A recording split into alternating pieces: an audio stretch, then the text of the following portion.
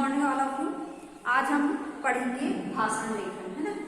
तो आप लोगों ने जो अभी ये चैप्टर पढ़ा क्या नाम से फलों का चुनावी दंगल, तो इसमें सभी लोगों ने अपने अपने भाषण हमारे सामने प्रस्तुत किए, है ना। जैसे संतरे ने किया, आम ने किया, अंगूर ने किया। तो इसमें से सबको सबसे अच्छा भाषण आपको कौन सा लगा ये आपको बताना है ना। अब ये भी बताइए और क्यों लगा, है ना। और इसमें ये सब चीजें थी भाषण लेखन में, वो आपको बताना है। जैसे सबसे पहले है यहाँ पर संबोधन, संबोधन व अभिवादन, ठीक, अभिवादन। फिर सेकंड जो है नारे के साथ, नारे के साथ शुरुआत, ठीक है। कुछ लोग ने नारे के साथ। इसके बाद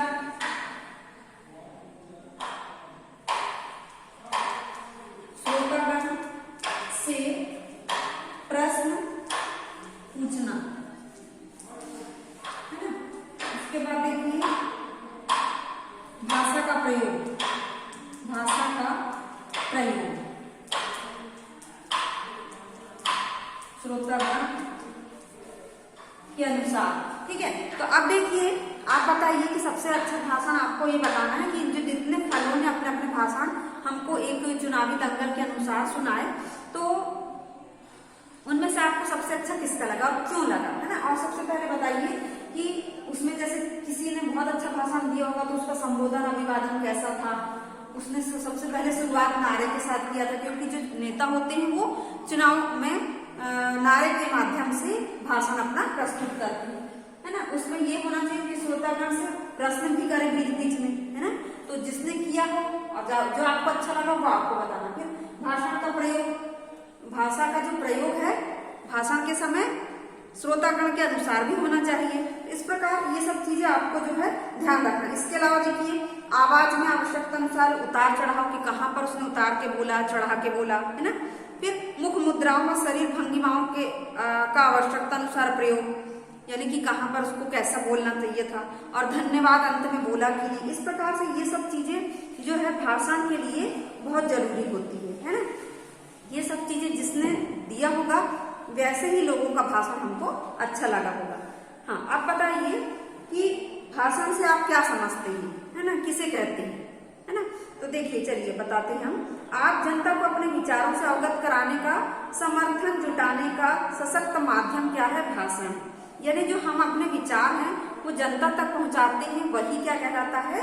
भाषण कहलाता है। विचारों को प्रस्तुत करना भाषण कहलाता है। उसके बाद देखिए एक अच्छा भाषण किसके विचारों और विश्वासों को प्रभावित करता है? बताइए लोगों को, है ना। लोगों को अगर हम अच्छा भाषण देंगे, अच्छा पढ़ाएंगे तो आप लोगों को प्रभावित करेगा, ये जो सुनने वाले हैं उसको। उसके बाद देखिए भाषण लेखन की भाषा कैसी होनी चाहिए?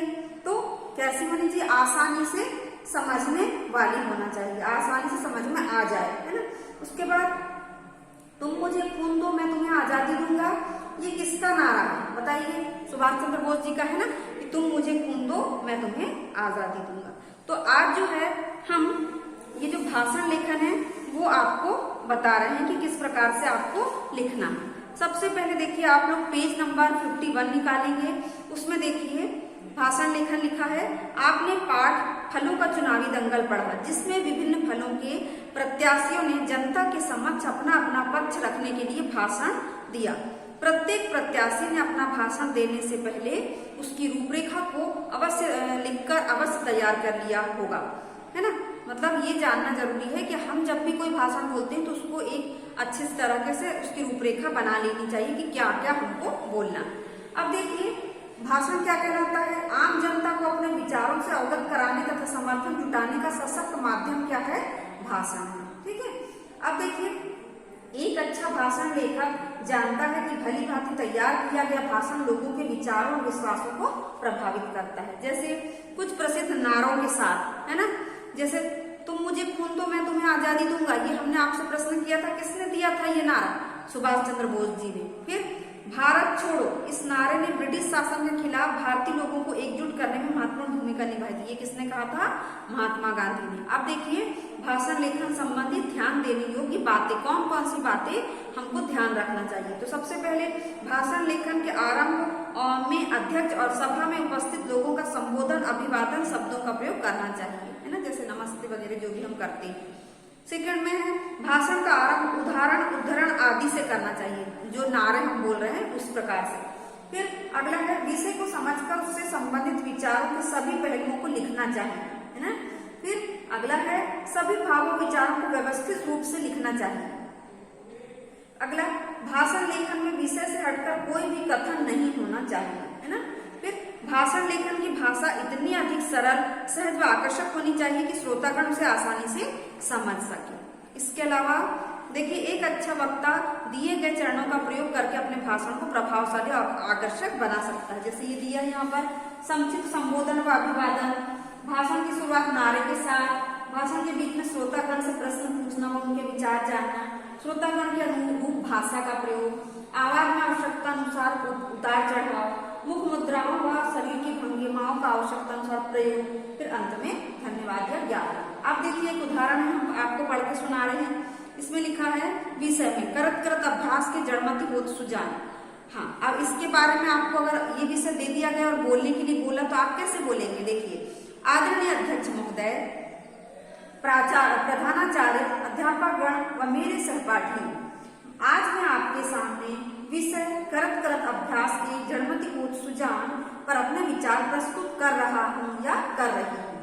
अवृंत कवि ने कहा है, कवि वृंद ने, ये कौन किसका दोहा है कि करत करत अभ्यास की जड़मति होत सुजान रस्सी आवत जात के सिर पर होत निशान। ये किसने कहा? कवि वृंद ने। अर्थात अब उसको समझाएंगे अपन कि अर्थात जिस प्रकार कुएं से पानी निकालते समय रस्सी के बार बार आते जाते रहने से पत्थर पर निशान बन जाता है, ठीक उसी प्रकार यदि निरंतर अभ्यास किया जाए तो मंदबुद्धि भी विद्वान बन सकता है। भाव यह है कि अभ्यास एक ऐसी क्रिया है जिसके माध्यम से व्यक्ति किसी भी क्षेत्र में सफलता प्राप्त कर सकता है।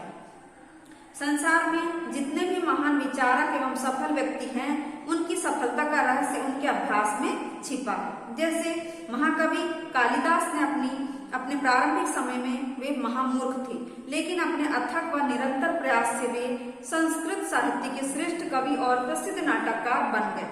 इसी प्रकार वाल्मीकि, एकलव्य, न्यूटन, एडिसन, अब्दुल कलाम, सचिन तेंदुलकर, साइना नेहवाल, मेरी कॉम आदि लोगों ने भी अपने निरंतर परिश्रम व प्रयास से अपने लक्ष्य को पूरा करते हुए अपने राष्ट्र व समाज का नाम रोशन किया। अब देखिए आगे, जो मनुष्य अभ्यास नहीं करता वह कभी भी अपने लक्ष्य को प्राप्त नहीं कर सकता। अभ्यास के साथ साथ परिश्रम, लगन व कर्मशील होना अत्यंत ही आवश्यक है। स्वयं एडिसन का कथन है, जीनियस व्यक्ति 1% प्रेरणा और 99% मेहनत से बनता है। विद्यार्थी को भी अपने जीवन में अभ्यास और परिश्रम का दामन थामकर निरंतर आगे बढ़ते रहना चाहिए। इसके विपरीत जो विद्यार्थी भाग्य पर विश्वास करते हैं तथा आलस्य के कारण निरंतर प्रयास व अभ्यास करने से बचते हैं, वे अपने लक्ष्य को प्राप्त करने में असफल रहते हैं। अब अंत में क्या बोलेगा? देखिए बोलना है हमने को, मेरे साथियों, निष्कर्ष यही है कि यदि मनुष्य अपनी क्षमता और सामर्थ्य के अनुसार किसी भी क्षेत्र में अभ्यास करे तो वह अपने लक्ष्य को प्राप्त करने में अवश्य सफल होता है। धन्यवाद। ठीक है, इस प्रकार से भाषण लेखन हमको बोलना है। अब देखिए, आओ करें नौ आपको करना है कि आपके विद्यालय में 2 दिन बाद खेल प्रतियोगिता होने वाली है। आपको उस दिन खेलों के महत्व पर भाषण देना है।